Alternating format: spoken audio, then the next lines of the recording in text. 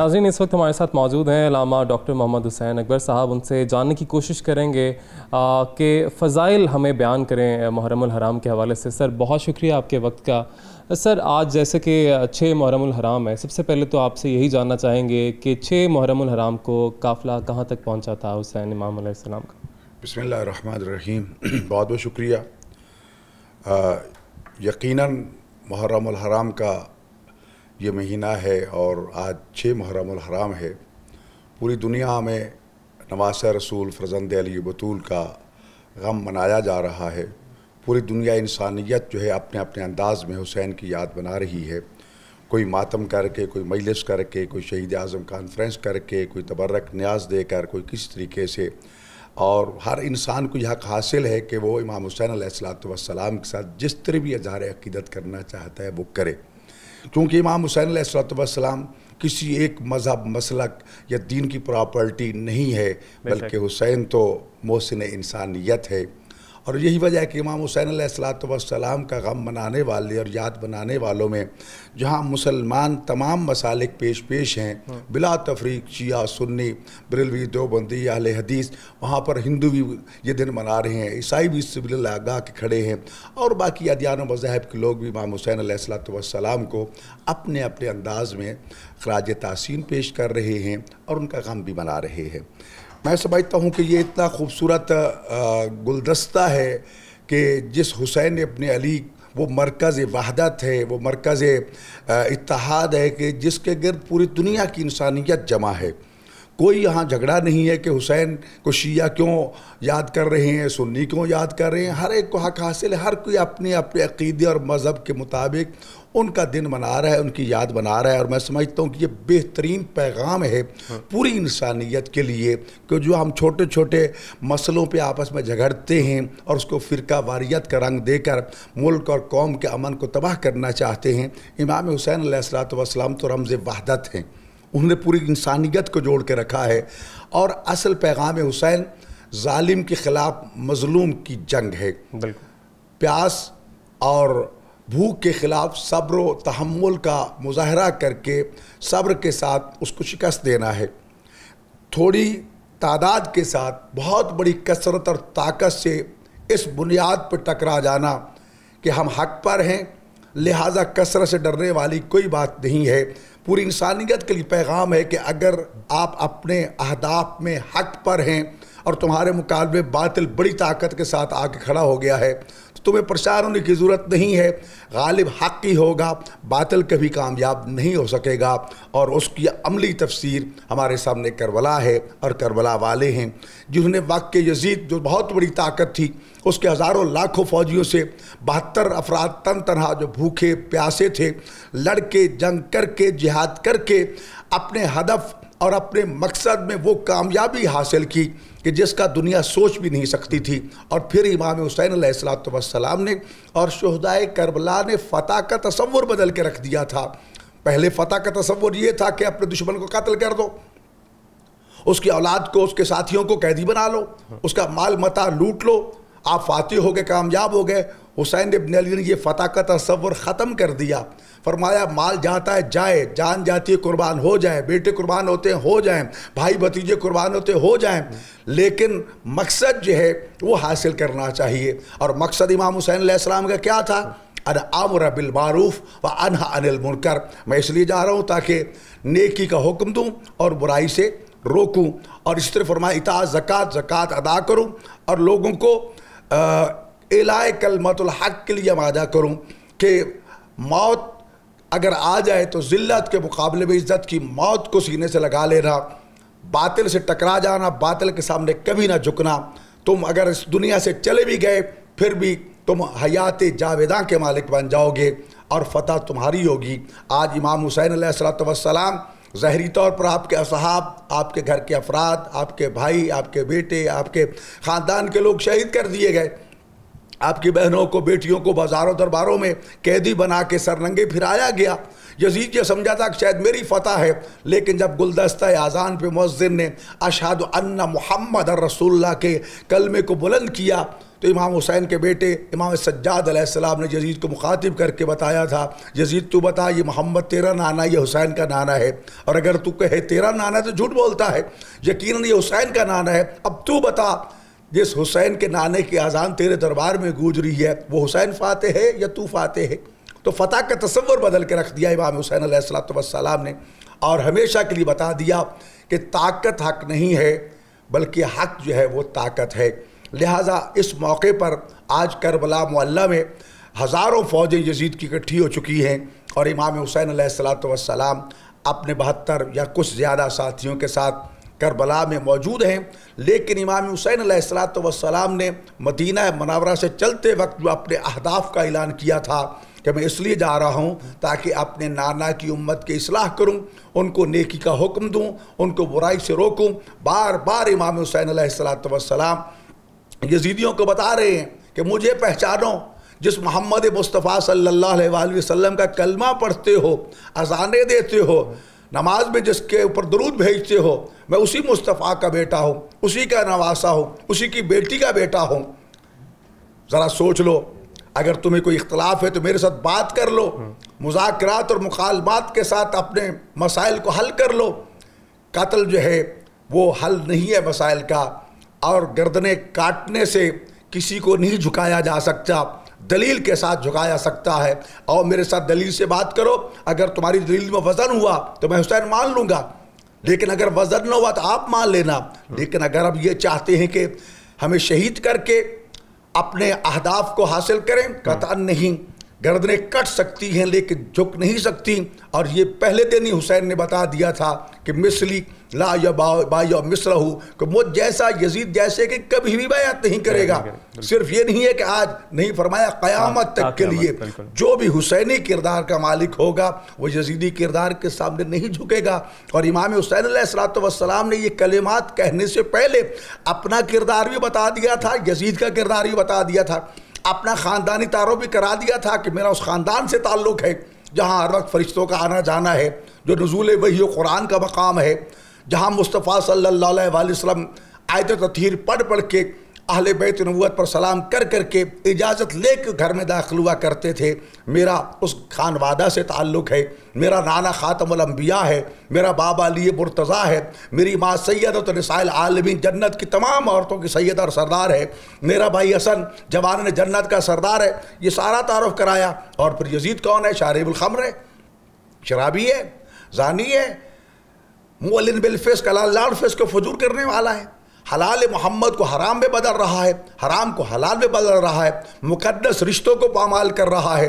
और फिर वाज़े तौर पर कह दिया कातिल नफ्सिल मुहतरिमा, बेगुनाह इंसानों का कातिल है।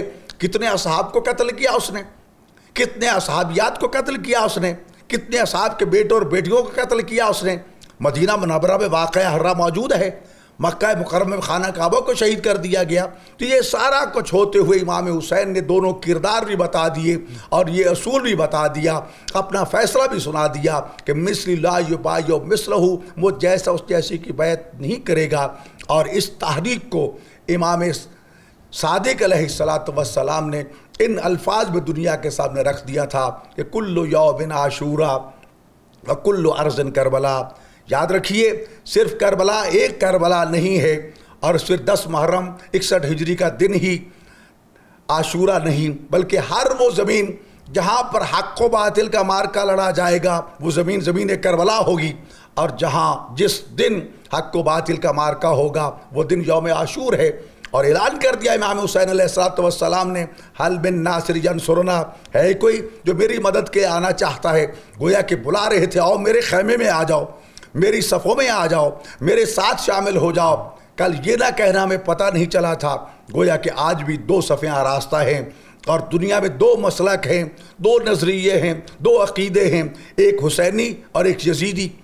एक हुसैनियत है, एक यजीदियत है, दोनों तरफ सफ़ें आरास्ता हैं, दोनों बुला रहे हैं। लेकिन हुसैन खुदा की तरफ बुला रहा है, रसूलुल्लाह की तरफ बुला रहा है, कुरान की तरफ बुला रहा है, यजीदियत इक़्तिदार की तरफ, दुनिया की तरफ, जहन्नम की तरफ बुला रही है। फ़ैसला हर एक ने करना है कि किस रास्ते को अख्तियार करना है। कोई जबर नहीं, कोई तशद्दुद नहीं, कोई ज़ोर नहीं है, खुद इंसान ने फ़ैसला करना है कि वो हुसैन के खैमे में जाना चाहता है, जवान जन्नत के सरदार के खैमे में जाना चाहता है या यजीद के खैमे में जाना चाहता है, जहन्नमियों के खैमे में जाना चाहता है।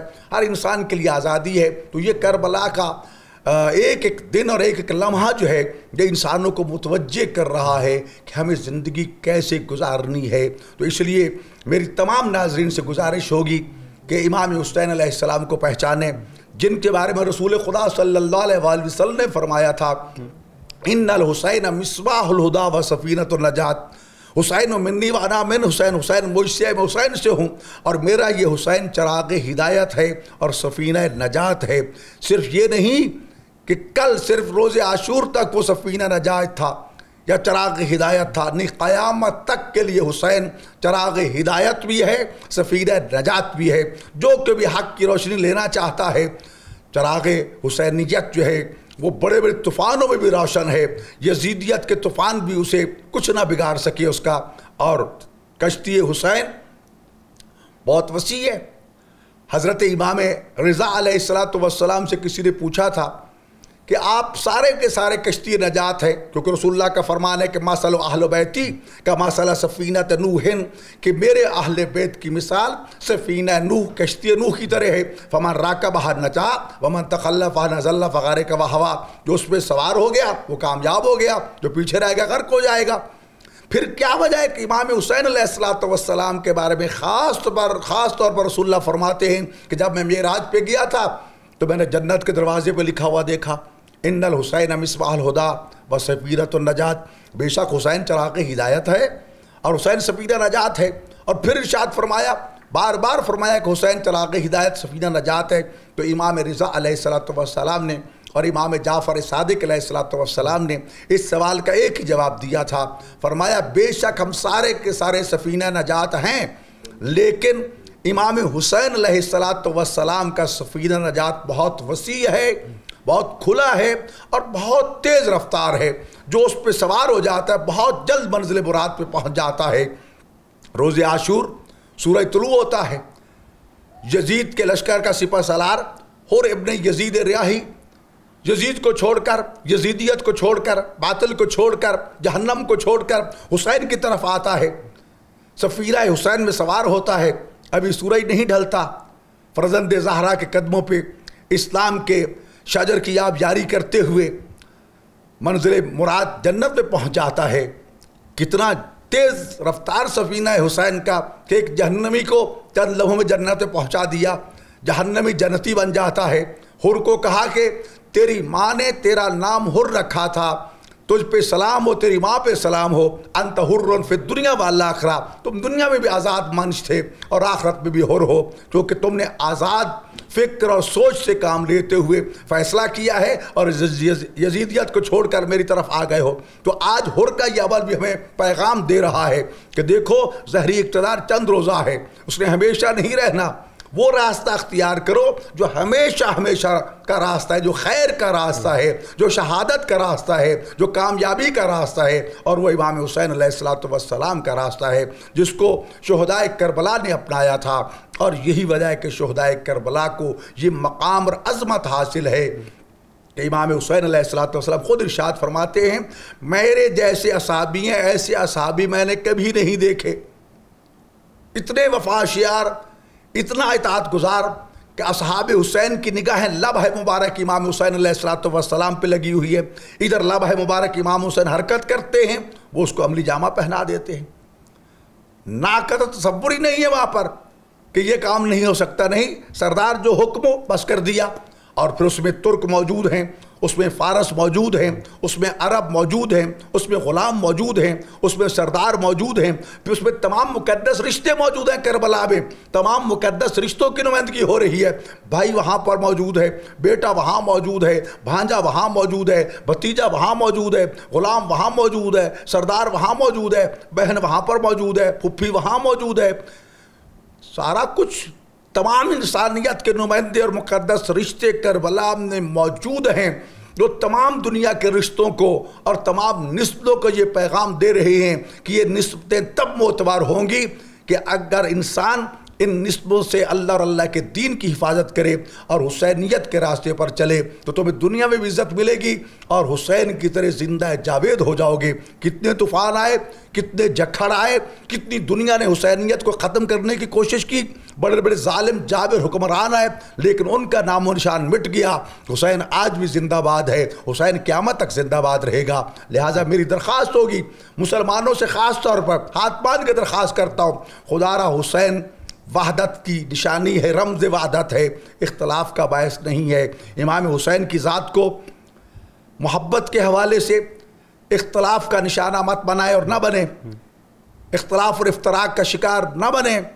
आप सबीले लगाते हैं लगाएं, कोई खाना देना चाहता है खाना दे, कोई और चीज़ तकसीम करता है वो करे, कोई मजलिस करना चाहता है मजलिस करे, कोई रोना चाहता है रोए, कोई मातम करना चाहता है मातम करे, कोई रोने जैसी शक्ल बनाना चाहता है वो बना ले। तो यहाँ तो हर एक चीज़ जो है उसके लिए आपको आज़ादी है, लेकिन एक दूसरे को बर्दाश्त करो, एक दूसरे का ख्याल रखो। जब तक हमारे अंदर बर्दाश्त पैदा नहीं हो जाती उस वक्त तक हम दूसरे की राय को और नज़रिए को कबूल करने के काबिल नहीं हो जाते। हुसैन ने इख्तलाफ राय को सुना, बर्दाश्त किया और फिर मुकालमात की दावत दी। आज भी करबला मोहल्ला में वो मकाम महफूज है जिस पर आपने यजीदी लश्कर के सिपा सालार उमर इब्न साद इब्न अबी वक्कास के साथ मुकालमात किए कि आओ मिल के मसले को हल कर लें। और ये पैगाम हुसैनियत है कि कभी भी मुकालमात और मुज़ाकरात और डायलॉग का रास्ता ना छोड़ना। अगर मसाइल इस तरह हल होते हैं तो मिल बैठ के हल कर लिया करो ताकि तलवारें न्यामों से बाहर ना निकलें। यकीनन इस वक्त वतन अज़ीज़ बहुत से हालात जो बदतरीन हालात है उससे दो चार है। एक तरफ हमारा अज़ली दुश्मन अमेरिका, इसराइल और हिंदुस्तान हम पर हमला आवर हो चुके हैं। एक तरफ इसराइल का मसला सर उठा चुका है, एक तरफ कश्मीर का मसला, मजलूमान कश्मीर जो हैं इस वक्त करबलाए कश्मीर के वो मजलूम हमें याद कर रहे हैं, करबलाए फ़लस्तीन के मजलूम फ़लस्तीनी हमें याद कर रहे हैं। तो इस वक्त उम्मत इस्लामिया के ये फ़र्ज़ बनता है कि करबला वालों की कुर्बानी को सामने रखते हुए रसूलुल्लाह के इस फरमान को अमली जामा पहनाए कि मन असवाहा वलम यहतम में बेबूरल मुस्लिमीन फ़लैसा बिमुस्लिमिन, कि जो कि इस हालत में सुबह करे कि उसे मुसलमानों के मामलात से कोई दिलचस्पी ना हो तो वो मुसलमान ही नहीं है। और हुसैन की सीरत को अपनाएं, करबला वालों की सीरत को अपनाएं, यकीनन दुनिया में भी कामयाब होंगे, आखिरत में भी कामयाब होंगे। बेशक, बहुत शुक्रिया अल्लामा डॉक्टर मोहम्मद हुसैन अकबर साहब हमारे साथ मौजूद थे और जिस तरह से उन्होंने बयान किया कि बिल्कुल भी इख्तलाफ इस हवाले से नहीं रखना चाहिए, कोई जिस तरीके से भी हुसैन को याद करना चाहता है उसको करने देना चाहिए और बर्दाश्त का दामन नहीं छोड़ना चाहिए बिल्कुल भी। और दूसरी बात जो इन्होंने यहाँ पर की वो भी यकीनन बहुत अहमियत की हामिल है। और बहुत शुक्रिया अल्लामा साहब, आप हमारे साथ मौजूद थे। हम यहाँ पर एक ब्रेक लेंगे, ब्रेक के बाद हम कोशिश करेंगे कि जाने कि रेस्क्यू एहलकार किस तरीके से अपने फ़राइज़ सर अंजाम देंगे और वो क्या तैयारियाँ कर रहे हैं। ब्रेक लेंगे, ब्रेक के बाद हाजिर होंगे।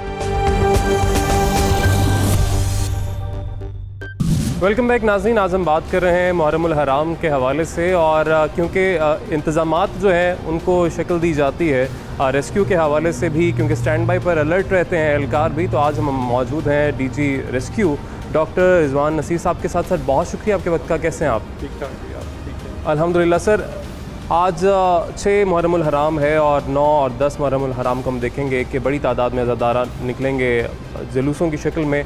तो रेस्क्यू अमला जो है किस तरीके से स्टैंड बाय रहेगा, उसके हवाले से क्या प्लान जो है मुरतब दिया गया? जी, हमारा जिस तरह से कोई भी ऐसा बड़ा इवेंट होता है उसके लिए पहले से एक प्रिपेयर्डनेस का प्लान होता है। उसमें प्रिपेयर्डनेस जो बनता है आपका पहले प्लान बनता है, प्लान को फिर टेस्ट किया जाता है, उसके लिए बाकायदा तैयारी की जाती है, स्टाफ को अलर्ट किया जाता है। तो इसी तरह हमने इसके लिए भी स्पेसिफिकली अपना कोड रेड हमारा डिक्लेयर होता है, तो उसमें छुट्टियां ख़त्म हो जाती हैं लोगों की, जो उनकी नंबर ऑफ़ शिफ्ट्स हैं वो ख़त्म हो जाती हैं। So maximum staff is deployed. जो पूरा रूट है उसको बाकायदा पहले सारा हर डिस्ट्रिक्ट ऑफिसर ने जाके उसको देखा होता है, उसको पहले स्कैनिंग करते हैं उसकी, फिर वहाँ पे कहाँ पे हमें अगर तादारों को फर्स्ट एड देने की ज़रूरत पड़ती है कुछ और, वो कहाँ पे उन्होंने प्लान करना है। फिर अगर कोई ऐसी बड़ी गैदरिंग है उसके लिए अलग से सेट प्रोटोकॉल्स होते हैं, वो सारे के सारों को चेक किया जाता है, उसके मुताबिक सबको एक हाई अलर्ट पे होते हैं हमारे सारे लोग। जो इसी तरह से लाहौर में और जो दीगर सारे ज़िले हैं जहाँ पे भी अभी तक भी कोई मुख्तलिफ हज़ार के करीब इवेंट्स हुए हैं, उन पे हमारे जो रेस्क्यूअर्स हैं वो सारी उसको एमरजेंसी कवर प्रोवाइड करते हैं, complete from medical cover to rescue cover to fire, सारी चीज़ों को जो है हम साथ साथ वो कवर प्रोवाइड कर रहे हैं। इस बार ख़ुसूसी तौर पे मैं लोगों से जो रिक्वेस्ट करना चाहूँगा आपके चैनल के थ्रू, वो ये है कि अभी कोरोना जो है वो टोटली ख़त्म नहीं हुआ। तो इसलिए अल्लाह ताला का बहुत करम है कि पाकिस्तान में हमने number of cases have significantly gone down. अब रोज़ाना जो हम देखते हैं, अब तक हमने कोई 12,500 से ज़्यादा लोगों को शिफ्ट किया जब ये कोरोना की एमरजेंसी जब से शुरू हुई है। तो वहाँ पे हमें मद्देनज़र रखें कि अभी कोरोना की एमरजेंसी टोटली जो है वो नहीं हुई या ख़त्म नहीं हुई। अगर हमने एहतियात अभी नहीं की और ये दोबारा अगर स्प्रेड होता है तो ये बड़ा अनफॉर्चुनेट होगा और इसकी वजह से लोगों को नुकसान होगा। तो इसमें हमें इस पूरे इवेंट्स को एहतियात के साथ और साथ साथ खुसूसी तौर पे कोरोना को मद्देनज़र रखते हुए, जहाँ पे हमने ईद में भी एहतियात की, बाकी इवेंट्स में भी एहतियात की, तो वहीं पे ज़रूरी होगा कि मास्क का इस्तेमाल करें और थोड़ी सोशल डिस्टेंसिंग का ज़रूर को मद्देनज़र रखते हुए, ताकि इसका दोबारा ना हो। उसके लिए जो है दोनों चीज़ें हमने अपने रेस्क्यूअर्स को भी हदायत दी हैं इस सिलसिले में कि जहाँ पे भी वो बड़े प्रोसेशन में या कहीं पे भी जा रहे हैं वहाँ पे पूरी एहतियाती तदाबीर फॉलो करें।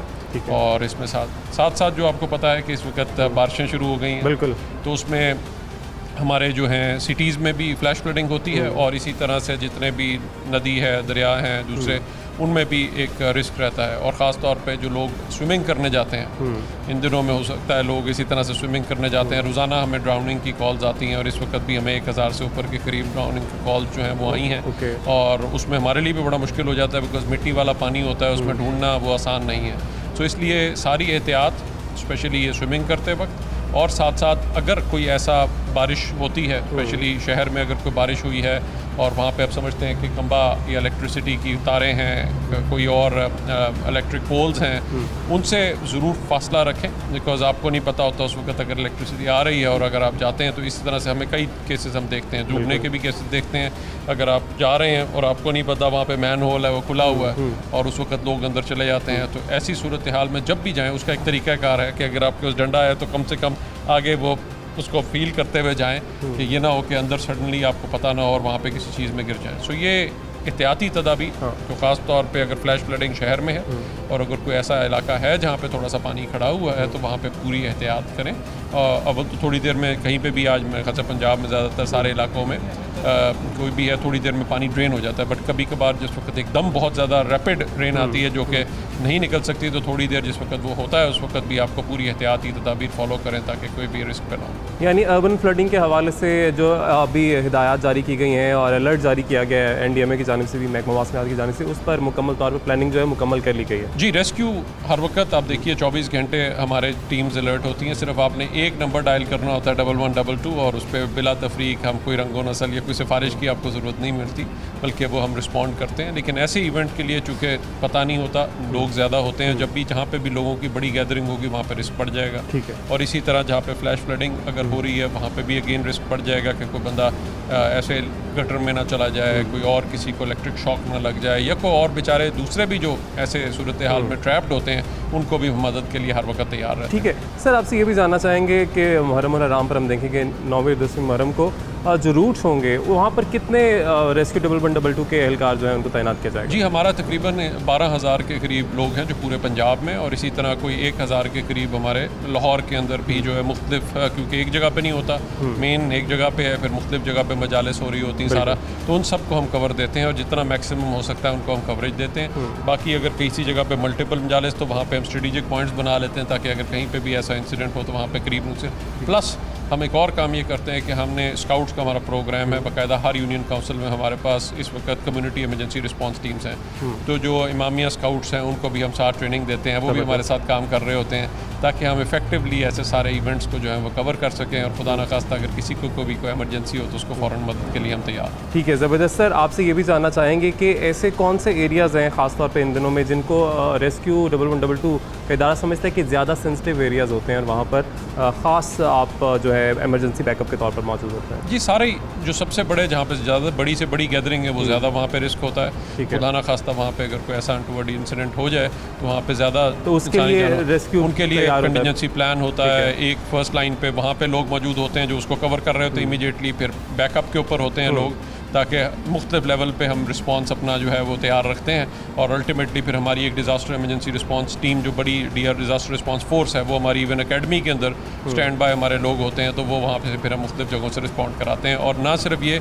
अगर खुदा न खास्ता किसी ज़िले में हो जाए तो फिर हमारा एक और लेवल बैकअप प्लान होता है जिसमें हमारे नेबरिंग डिस्ट्रिक्ट जो है वो अलर्ट होते हैं, ताकि अगर किसी एक ज़िले को ज़्यादा रिसोर्सेज की ज़रूरत पड़ती है तो उसके हम सारे वाले नेबरिंग डिस्ट्रिक्ट्स भी उसको बैकअप। ठीक है सर, बहुत शुक्रिया। लास्टली मैं आपसे ये जानना चाहूँगा, क्योंकि रेस्क्यू 1112 ज़बरदस्त काम अपना कर रहा है, कल पासिंग आउट परेड भी है, कितने एहलकार जो हैं वो पास आउट होंगे? जी, हमारे 242 जो हैं वो लोग जो हैं हमारे पास आउट हो रहे हैं। ठीक है। और उसमें हमारे ये मुख्तलिफ तहसीलों में अब चूँकि सर्विस की एक्सपेंशन जारी है तो वहाँ पे हमारे जो है इमरजेंसी मेडिकल टेक्नीशियंस और ट्रेन होकर जा रहे होंगे, तो इंशाल्लाह वहाँ पे हमारी उम्मीद है, गवर्नमेंट ने ऑलरेडी सारी तहसीलों में एक्सपेंशन को अप्रूव कर दिया हुआ है, तो वहाँ पर हम जाके ताकि लोगों को जल्द से जल्द इमरजेंसी सर्विसेज फ्राहम कर सकें। ठीक है, बहुत शुक्रिया। DG रेस्क्यू हमारे साथ मौजूद थे डॉक्टर रिजवान नसीर।